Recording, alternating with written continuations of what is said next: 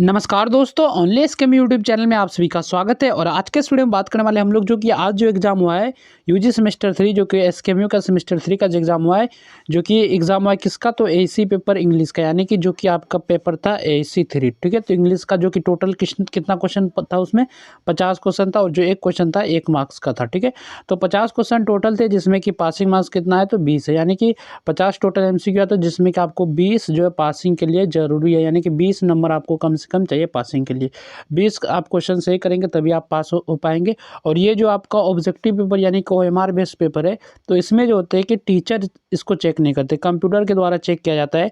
तो इसमें अगर आपका जो गलत होगा तो वो तो गलत ही हो जाएगा। जैसे कि अगर सब्जेक्टिव वाला रहता है तो उसमें कुछ टीचर नंबर दे देते हैं एक्स्ट्रा, जैसे कि अगर 1-2 नंबर कम रहेगा तो वो टीचर दे देते हैं। लेकिन जो है ओएमआर बेस्ड में होगा कि अगर आपका नहीं पूरेगा तो आप क्रॉस कर जाएंगे इसमें, और जिसका अगर कंप्लीट हो रहा है 20 नंबर तो वो पास हो जाएंगे। तो इस तरह जो होता है ओएमआर का होता है। और चलिए हम लोग फटाक से इसके आंसर को देख लेते। थोड़ा सा जो लेट हो गया, क्वेश्चन तो बहुत पहले टेलीग्राम पे भेज दिया गया था, लेकिन जो है मैं थोड़ा सा लेट कर गया क्योंकि फ़ोन जो था मेरा चार्ज खत्म हो गया था, इसलिए थोड़ा सा मैंने चार्ज कर लिया फ़ोन, इसके बाद अभी वीडियो बना रहा हूँ। तो सबसे पहला जो क्वेश्चन है, which of the following is an essential in a good paragraph, यानी कि गुड पैराग्राफ में क्या इसेंशियल है, जरूरी है। तो रैंडम आइडियाज, यूनिटी, या फिर फ्लैशबैक, या फिर डायलॉग। तो आपका जो इसका आंसर हो जाएगा, यानी कि यूनिटी आपका करेक्ट आंसर हो जाएगा। तो which of the flowing essential in good paragraph, तो गुड पैराग्राफ में जो इसेंशियल यानी कि जरूरी है ये आपका यूनिटी, यानी कि ऑप्शन नंबर बी इसका करेक्ट आंसर हो जाएगा। और नेक्स्ट जो क्वेश्चन है, a paragraph should generally develop, तो कोई भी पैराग्राफ है वो क्या डेवलप करता है, तो एक मेन आइडिया के ऊपर ही वो पूरा पैराग्राफ रहता है, यानी कि ऑप्शन नंबर 20 का करेक्ट आंसर हो जाएगा वन मैन आइडिया। तो बहुत से स्टूडेंट हो सकते हैं कि कैरेक्टर्स एंड प्लॉट लगाएंगे, लेकिन इसका जो करेक्ट आंसर हो जाएगा वन मैन आइडिया होगा।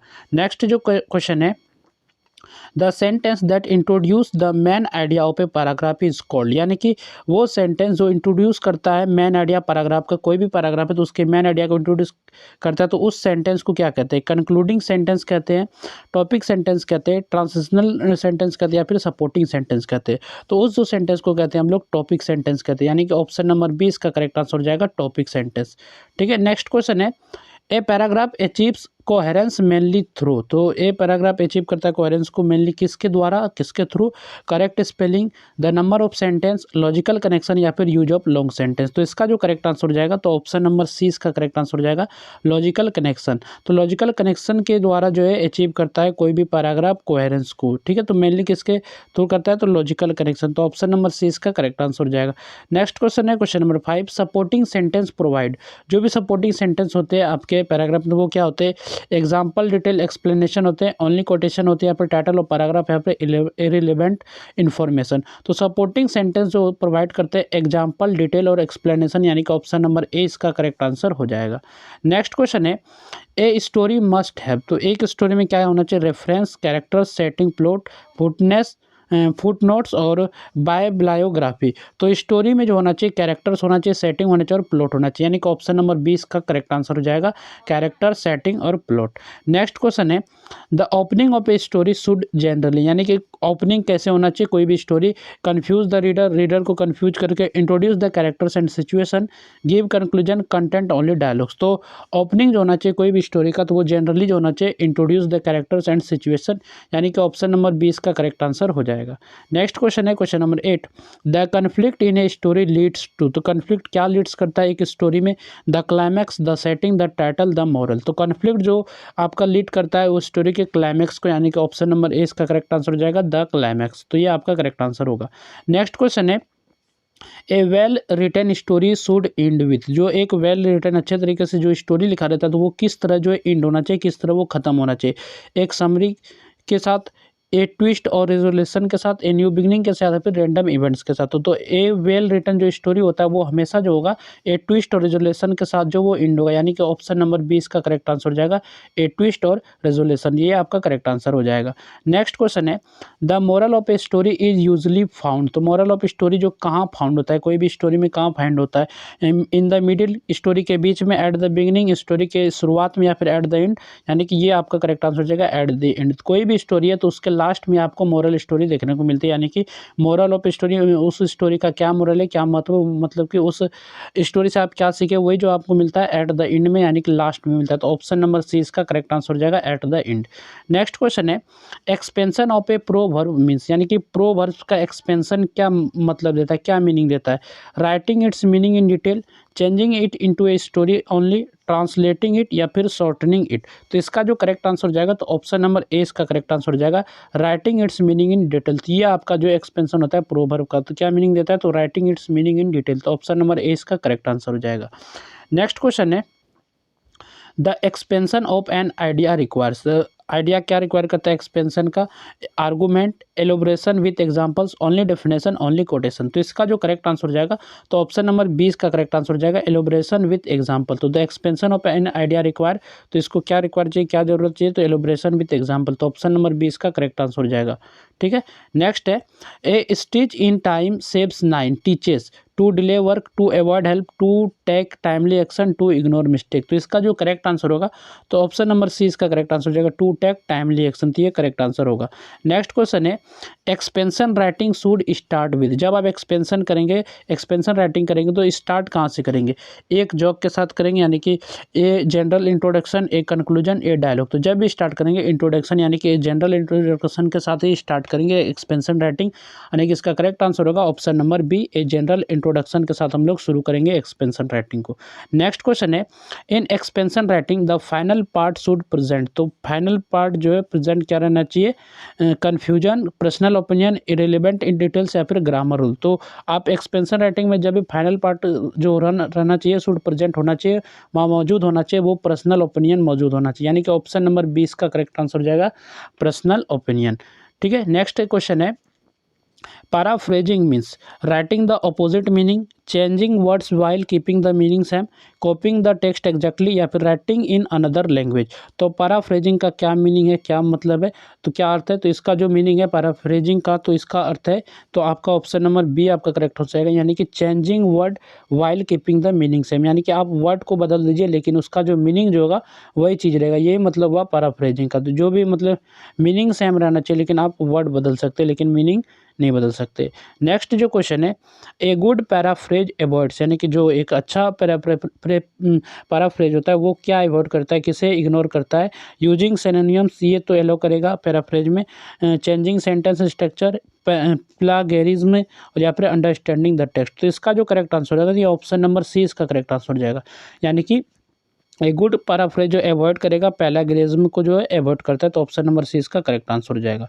नेक्स्ट क्वेश्चन है, वाइल पैराफ्रेजिंग वन शुड, यानी कि जब आप पहला पैराफ्रेजिंग करेंगे तो वन शुड होना चाहिए, यानी कि एक चीज़ कम से कम होना चाहिए, ऐड पर्सनल ओपिनियन, अपना ओपिनियन होना चाहिए, कीप ओरिजिनल मीनिंग, या फिर आपका ऑप्शन है नीचे change the idea, delete the key point, यानी कि आपका जो पैराफ्रेज जो करते हैं तो उसका मीनिंग जो होना चाहिए वो सेम होना चाहिए, कम से कम जो आपका वन शुड होना चाहिए क्या, कीप ओरिजिनल मीनिंग, उसका मीनिंग जो है ओरिजिनल होना चाहिए। तो ऑप्शन नंबर 20 का करेक्ट आंसर हो जाएगा।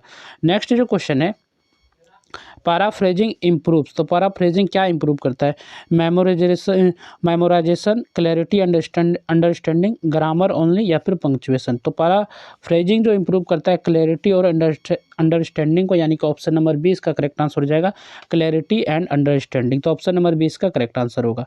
नेक्स्ट जो क्वेश्चन है, which tool is useful for paraphrasing, तो पैराफ्रेजिंग के लिए कौन सा टूल जो यूजफुल है, dictionary, calculator, stop watch, microscope. तो इनमें से आप ऑप्शन दे के बता सकते हैं कौन सा जो यूजफुल है। तो ऑप्शन नंबर ए आपका करेक्ट आंसर हो जाएगा, डिक्शनरी। तो ये सभी तो आपका कुछ है ही नहीं, इसके मैच खाता ही नहीं, तो ऑप्शन नंबर ए इसका करेक्ट आंसर हो जाएगा, डिक्शनरी। तो डिक्शनरी जो एक प्रकार का टूल यूज कर सकते हैं पैराफ्रेजिंग के लिए, इसमें जो होते हैं बहुत सारे वर्ड्स होते हैं। ठीक है, नेक्स्ट क्वेश्चन है, an essay is generally composed of one paragraph, introduction, body, conclusion, poetry, lines, only example. तो एजे जो होता है कंपोज होता है किसका, तो इंट्रोडक्शन होता है, बॉडी होता है और कंक्लूजन होता है, यानी कि ऑप्शन नंबर बी इसका करेक्ट आंसर हो जाएगा, इंट्रोडक्शन, बॉडी और कंक्लूजन। नेक्स्ट जो क्वेश्चन है, the introduction of an essay should include, तो जो भी इंट्रोडक्शन होता है एसे का तो वो क्या इंक्लूड होना चाहिए, detailed explanation, A thesis statement, the conclusion, the biography. तो इसका जो करेक्ट आंसर होगा, तो ऑप्शन नंबर इसका बी सही होगा, यानी कि बी सही होगा, ए थीसिस स्टेटमेंट होना चाहिए। यहाँ पर देखिए शुरू में क्या बोल रहा है, इंट्रोडक्शन ऑफ एन एसे, यानी कि इंट्रोडक्शन जब देंगे एसे का तो एक थीसिस स्टेटमेंट के साथ स्ट्रक्चर मतलब कि इसको जो है शुरू करेंगे, यानी कि क्या है एंड इसे इंट्रोडक्शन जो होगा कैसे होगा, तो ये थेसिस स्टेटमेंट। देखिए डिटेल एक्सप्लेनेशन होगा जब आप उसका बॉडी लिखेंगे तब होगा, लेकिन यहाँ पर इंट्रोडक्शन बोला है तो इसलिए जो आपका ऑप्शन होगा, तो ऑप्शन नंबर जो ए आपका जो है ये सही होगा, ऑप्शन नंबर ए थेसिस स्टेटमेंट। थोड़ा सा पीडीएफ जो है सही से हो नहीं रहा है, ठीक है, तो सही से हो गया। नेक्स्ट जो क्वेश्चन है, ए गुड ऐसे मस्ट मेंटेन, तो एक गुड जो ऐसे होता है वो क्या मेंटेन करता है, unity and coherence, mixed languages, irrelevant points, very short sentence only. तो इसका जो करेक्ट आंसर हो जाएगा ऑप्शन नंबर ए, यानी कि यूनिटी और कोहेरेंस को जो मेंटेन करके रखता है एक गुड ऐसे, यानी कि ऑप्शन नंबर ए आपका करेक्ट आंसर होगा। नेक्स्ट क्वेश्चन है, the longest part of an essay is the, तो ऐसे का कौन सा पार्ट जो लॉन्गेस्ट होता है, तो जैसे कि आप ऐसे जो लिखते हैं सबसे पहले हम लोग लिखते हैं इंट्रोडक्शन, उसके बाद लिखते हैं बॉडी, और उसके बाद लिखते हैं हम लोग कंक्लूजन। तो सबसे जो लॉन्गेस्ट पार्ट होता है, सबसे ज़्यादा चीज़ जो लिखा जाता है ऐसे में वो बॉडी वाले हिस्से में लिखा जाता है, बॉडी वाले पार्ट में सबसे ज़्यादा लिखा जाता है, यही आपका जो लॉन्गेस्ट पार्ट होता है बॉडी कोई भी ऐसे का। तो इसमें लॉन्गेस्ट पार्ट ऑफ एन ऐसे, तो लॉन्गेस्ट पार्ट क्या हो जाएगा ऐसे का, तो वो होगा क्या, बॉडी, यानी कि ऑप्शन नंबर 20 का करेक्ट आंसर हो जाएगा बॉडी। नेक्स्ट जो क्वेश्चन है, the conclusion should introduce new idea, यानी कि कंक्लूजन कैसा होना चाहिए, summarize main points, repeat the introduction, explain grammar rules. तो कंक्लूजन जो होना चाहिए तो ये होना चाहिए समराइज मेन पॉइंट, जो भी उसके मुख्य पॉइंट्स थे, तो ये आपका होगा ऑप्शन नंबर 20 का करेक्ट आंसर हो जाएगा, मेन पॉइंट को समराइज करना, तो ऑप्शन नंबर 20 का करेक्ट आंसर होगा। नेक्स्ट जो क्वेश्चन है ये थोड़ा सा जो है ग्रामर बेस्ड क्वेश्चन है, the bucket of roses dash beautiful, तो यहाँ पर जो होता है इसको जो है सिंगुलर की तरह ट्रीट करते हैं, तो इसलिए आपका जो इसमें लगेगा इज लग जाएगा, यानी कि ऑप्शन नंबर सी इसका करेक्ट आंसर हो जाएगा इज। नेक्स्ट यानी कि ऑप्शन सी आपका करेक्ट आंसर हो जाएगा, ठीक है।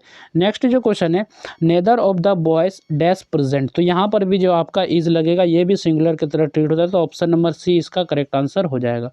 और फिर जो नेक्स्ट जो क्वेश्चन है ये भी आपका सिंगुलर की तरह ट्रीट होता है, इस पे भी इज लगेगा, यानी कि तीन क्वेश्चन जो तीनों में आपका इज ही ऑप्शन होगा, यानी कि ऑप्शन सी भी सही होगा, यानी कि ऑप्शन सी ही तीनों में लगेगा। तो यहाँ पर क्या क्वेश्चन था, 10 kilometres dash a long distance, तो इसमें भी इज लगेगा, यानी कि ऑप्शन नंबर सी इसका करेक्ट आंसर होगा। इसके बाद नेक्स्ट जो क्वेश्चन है, the committee dash divided in their opinion, तो इसमें क्या लगेगा आपको बताना है, आर लगेगा, इज लगेगा, हैज लगेगा, वाज लगेगा। तो इसका जो करेक्ट आंसर होगा तो ऑप्शन नंबर ए इसका करेक्ट आंसर हो जाएगा आर, यानी कि इसमें जो आर लग जाएगा, the committee are divided in their opinion, तो ऑप्शन नंबर ए इसका करेक्ट आंसर होगा। नेक्स्ट जो क्वेश्चन है, each of the students dash given a prize, are were is have, तो इसमें भी ये भी होता है, ये भी आपका सिंगुलर की तरह ट्रीट होगा, ईच जो आता है, तो इसमें आपका ऑप्शन नंबर सी आपका करेक्ट आंसर हो जाएगा इज, यानी कि यहाँ पर भी आपका इज लगेगा। टोटल 4 क्वेश्चन ऐसे अभी तक देख ली जिसमें कि आपका इजी लग रहा था ग्रामर वाले जो क्वेश्चन थे, तो ऑप्शन नंबर इसका क्या हो जाएगा, तो सी आपका करेक्ट आंसर होगा। नेक्स्ट जो क्वेश्चन है, यू डैश ओबे your parents, can may should could, यहाँ पर आपको डिटरमाइनर बताना है कौन सा लगेगा इसमें, यानी कि कौन सा जो है मॉडल है, शायद डिटरमाइनिंग मॉडल है, तो इसका जो करेक्ट आंसर होगा तो ऑप्शन नंबर सी आपका करेक्ट आंसर है, यानी कि शुड, यानी कि यहाँ पर जो लगेगा you should fill in the blanks में जो फिल होगा, you should obey your parents, तो ऑप्शन नंबर सी इसका करेक्ट आंसर हो जाएगा शुड।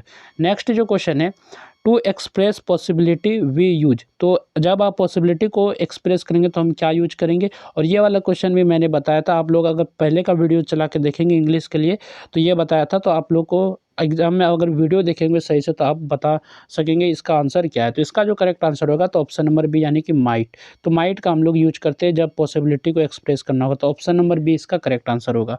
नेक्स्ट क्वेश्चन है, ही dash run fast when he was young, यानी कि वह जो है तेज भागता था जब वो जो है यंग था, यानी कि जवान था। कैन मस्ट कुड नीड, यानी कि बताना है इनमें से कौन सा आपका लगेगा ऑप्शन सही होगा, तो इसका जो सही उत्तर होगा यानी कि सही जो आंसर होगा इसका कुड हो जाएगा, यानी कि ऑप्शन नंबर सी इसका करेक्ट आंसर हो जाएगा कुड। तो ये इस पर करेक्ट फिट बैठेगा, यानी कि he could run fast when he was young, तो कुड लगेगा, यानी कि ऑप्शन नंबर इसका कौन सा हो जाएगा, सी आपका करेक्ट आंसर होगा।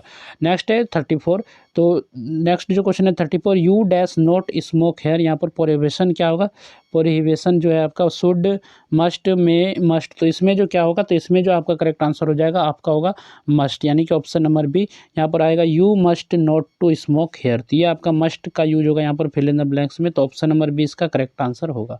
नेक्स्ट जो क्वेश्चन है, डैश यू हेल्प मी, यहाँ पर जो एक तरफ से जो है रिक्वेस्ट किया जाए, पोलाइट रिक्वेस्ट हो जा रहा है, मतलब कर रहा है। डैश फिर यहाँ पर आपको क्या लगना है, माइट लगाना है, कुड लगाना है, मस्ट नीड, ये आपको यहाँ पर क्या कर रहा है, रिक्वेस्ट कर रहा है। तो रिक्वेस्ट में जब भी आप रिक्वेस्ट किसी से करेंगे तो यहाँ पर जो हमें लगेगा, हमेशा जो लगेगा वो मस्ट लगेगा, यानी कि मस्ट नहीं, ये आपका क्या है, ऑप्शन नंबर बी यानी कि कुड।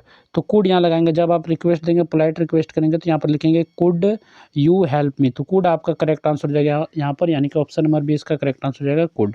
नेक्स्ट जो क्वेश्चन है, positive degree of better is, तो पॉजिटिव डिग्री क्या है बेटर का, बेस्ट, गुड, वेल, नाइस। तो पॉजिटिव डिग्री होता है बेटर का, तो वो होता है क्या, तो गुड होता है, यानी कि बेटर का जो पॉजिटिव डिग्री होगा गुड होगा, यानी कि बेटर का पॉजिटिव डिग्री गुड होगा। तो ऑप्शन नंबर बी इसका करेक्ट आंसर हो जाएगा।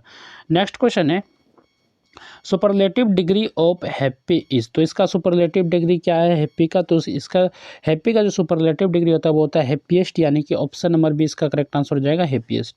नेक्स्ट क्वेश्चन है, comparative degree of beautiful is, तो ब्यूटीफुल का कंपैरेटिव डिग्री आपको बताना है, must beautiful, more beautiful, beauty या फिर ब्यूटीफुली। तो इसका करेक्ट आंसर हो जाएगा ऑप्शन नंबर बी, यानी कि मोर ब्यूटीफुल। तो कंपैरेटिव डिग्री क्या है ब्यूटीफुल का, तो मोर ब्यूटीफुल। तो ऑप्शन नंबर बी आपका करेक्ट आंसर होगा।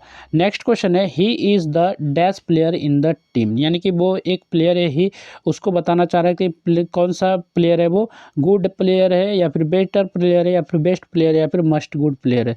तो इसका जो यहाँ पर फिल होगा तो ऑप्शन नंबर जो आपका करेक्ट हो जाएगा सी नंबर, यानी कि ही is the best player in the team, यानी कि यहाँ पर जो फिल होगा बेस्ट, तो ऑप्शन नंबर सी इसका करेक्ट आंसर हो जाएगा, he is the best player in the team. तो ऑप्शन सी आपका करेक्ट आंसर होगा। नेक्स्ट क्वेश्चन है, this road is dash than that one, narrow, narrower या फिर नैरोएस्ट या फिर मस्ट नैरो। तो इसमें जो फिल होगा, यानी कि ये फिल इन द ब्लैक्स में जो फिल होगा यहाँ पर, तो इसका करेक्ट आंसर होगा ऑप्शन नंबर बी, यानी कि this road is narrower than that one. तो ऑप्शन बी आपका करेक्ट आंसर हो जाएगा नैरोवर। नेक्स्ट क्वेश्चन है, कंबाइन, यानी कि दोनों को जो मर्ज करना है, यानी कि दोनों को कंबाइन करना है। He is honest, he is hard working, यानी कि वो जो है ऑनेस्ट भी है, ईमानदार भी है, और वो जो है हार्ड वर्किंग भी है, परिश्रमी भी है। तो इसका जो करेक्ट आंसर होगा तो ऑप्शन नंबर आपका बी, यानी कि सही हो जाएगा, he is both honest and hard working. तो ऑप्शन बी आपका करेक्ट आंसर होगा। तो कौन सा सही हो जाएगा, तो option number B. Next question है, he finished the work he went home, use after, यानी कि आफ्टर का इसमें यूज करना है, तो कौन सा सेंटेंस सही हो जाएगा, जब आफ्टर का दोनों सेंटेंस को आप कंबाइन करेंगे आफ्टर का इस्तेमाल करके, तो ऑप्शन नंबर ए आपका करेक्ट आंसर हो जाएगा, after he finished the work he went home. तो ऑप्शन ए आपका करेक्ट आंसर है। नेक्स्ट क्वेश्चन है, he was ill, he attended the meeting, combine with although, although का यूज करके दोनों को कंबाइन करना है, दोनों सेंटेंस को कंबाइन करना है। तो इसका करेक्ट आंसर हो जाएगा ऑप्शन नंबर ए, यानी कि although he was ill, he attended the meeting. तो ऑप्शन नंबर ए आपका करेक्ट आंसर हो जाएगा। नेक्स्ट क्वेश्चन है, I saw the word it was singing, तो यहाँ पर भी दोनों को जो है कंबाइन ही करना है। तो मैंने भी बोला था कंबाइन से क्वेश्चन आपके आएंगे, और देखा जाए तो 3-4 क्वेश्चन भी आ गए।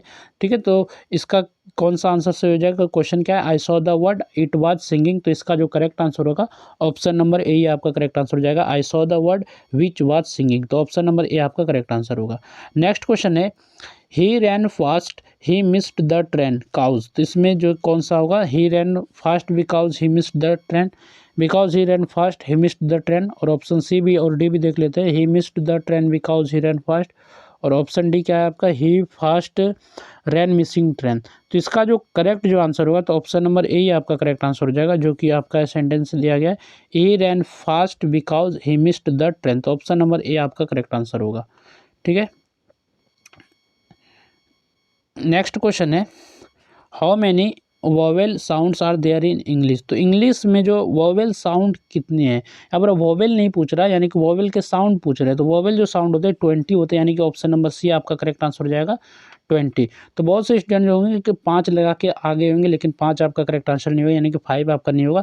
तो how many vowel sounds are there in English, तो 20 आपका करेक्ट आंसर हो जाएगा 20। तो ऑप्शन नंबर सी आपका करेक्ट आंसर होगा। नेक्स्ट जो क्वेश्चन है, और ये जो सिंबल वाला क्वेश्चन है, तो ये वाला भी मैंने क्वेश्चन कराया, तो आप लोग अगर सेट को देखेंगे, यानी कि जो मैंने टॉप 100 MCQ लिए थे यूनिट 1 यूनिट 2 के, तो आप लोगों ने ये क्वेश्चन भी आप लोगों ने देखा होगा। तो ये जो सिंबल यूज होता है, यानी कि इसका जो साउंड होता है SH साउंड होता है, यानी कि इससे कौन सा वर्ड बन रहा है तो ऑप्शन नंबर ए देखेंगे शिप, तो ऑप्शन नंबर ए आपका करेक्ट आंसर हो जाएगा। तो द साउंड ये जो symbol is represented in the word, तो शिप आपका ऑप्शन नंबर ए आपका करेक्ट आंसर होगा। फिर नेक्स्ट क्वेश्चन है द फोनेटिक सिंबल, यहाँ पर ये जो सिंबल है इसका नाम है थीटा, ठीक है, थीटा नाम होता है। और जो साउंड मतलब कोई भी वर्ड जो स्टार्ट होता है जो टीएच का साउंड देता है ये, तो रिप्रेजेंट साउंड इन द, तो दिस थिंग दैट या फिर दे, तो इसका जो करेक्ट जो वर्ड होगा यानी करेक्ट जो ऑप्शन होगा तो ऑप्शन नंबर बी आपका करेक्ट आंसर हो जाए, यानी कि थिंग। और मैंने जो क्वेश्चन कराया था शायद थिन वर्ड से एक क्वेश्चन कराया था ये वाले सिंबल से, तो ऑप्शन नंबर बी आपका करेक्ट आंसर हो जाएगा थिंग। और नेक्स्ट क्वेश्चन है द कॉन्सोनेंट साउंड अपीयर्स इन, तो ये जो सिंबल है तो इसका करेक्ट आंसर हो जाएगा मेजर, यानी कि ऑप्शन नंबर ए आपका करेक्ट आंसर हो जाएगा, ठीक है, तो ऑप्शन ए करेक्ट आंसर हो जाएगा। फिर जो नेक्स्ट क्वेश्चन है how many consonant sounds are there in English, तो यहाँ पर देखिए यहाँ पर कॉन्सोनेंट साउंड्स आ गया है, ठीक है, साउंड्स आ गया, यहाँ पर कॉन्सोनेंट नहीं पूछ रहा है, यहाँ पर कॉन्सोनेंट साउंड्स पूछ रहा है, तो इसका जो करेक्ट आंसर हो जाएगा 24, यानी कि ऑप्शन नंबर ए आपका करेक्ट आंसर हो जाएगा 24। तो यहाँ तक हम लोगों ने जो टोटल जो है 50 MCQ देखे जो कि आज के एग्जाम में पूछे गए थे।